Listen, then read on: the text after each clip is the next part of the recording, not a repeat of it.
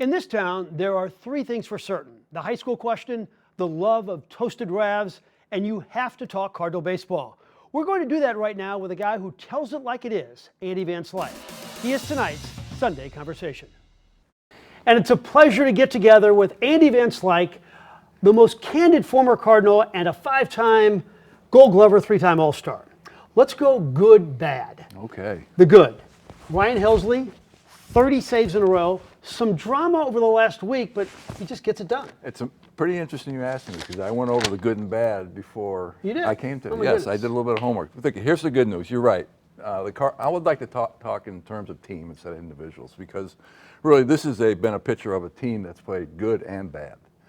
And what we've done very well, obviously, is save games. We've been first in opportunities to save games, and we converted first in all of baseball. So that is really, really good news. But then it gets a little bit more interesting. We're 13th in hits given up, 18th in the ERA, 21st in giving up home runs, 19th in average, batting average against, and 21st in strikeouts. So is it good? Yeah, when we get to the bullpen, but there's a lot of trouble in between that.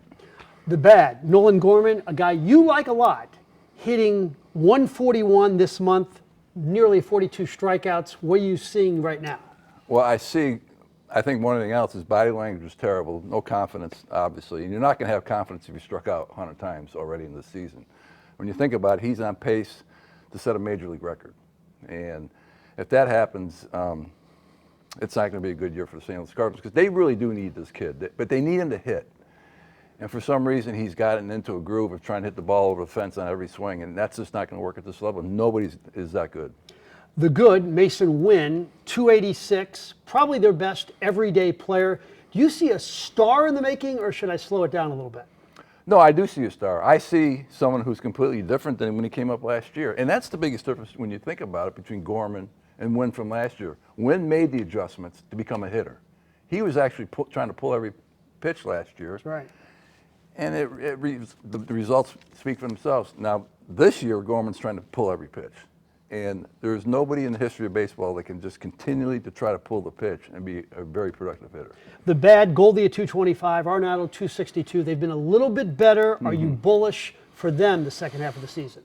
I don't know yet. I don't see any signs of really slugging. I mean, do they get their hits now and then? Sure they do. But, I mean, this is a team that has a run differential of -40 after today.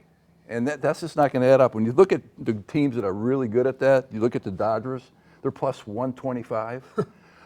The team that's in first place in the Cardinal division is +70. So we're 110 runs behind Milwaukee so far this season. That's just not going to be a winning formula to win your division. Now, having said all that, they're still one of the few teams that has a winning record in all Major League Baseball. So there's really good teams, a very handful of good teams, and there's a lot of bad teams. And right now, I think the Cardinals are somewhere in between.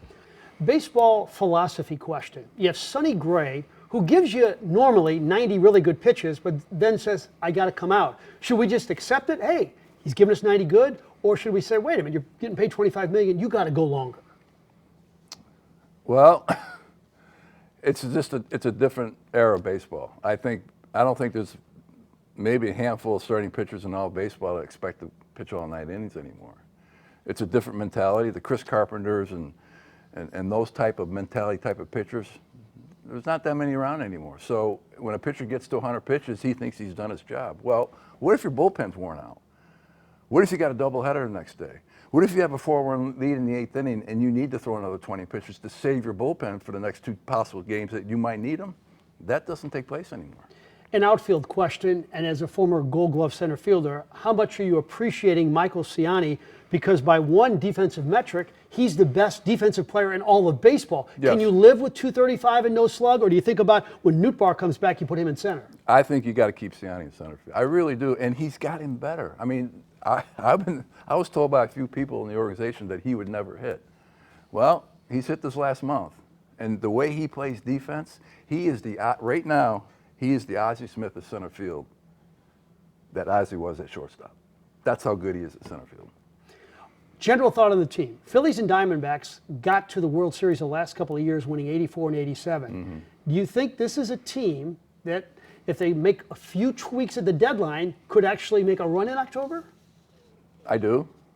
I think they really need a stud pitcher, and they need another bat. And this team is not going to be in a position to carry on in postseason unless they get the bench fixed.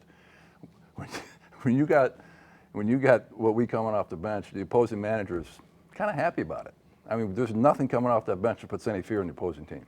That is the great Andy Van Slyke. Thank you, sir. We greatly appreciate All right, it. thank you. We'll take a short time out, and we'll be right back.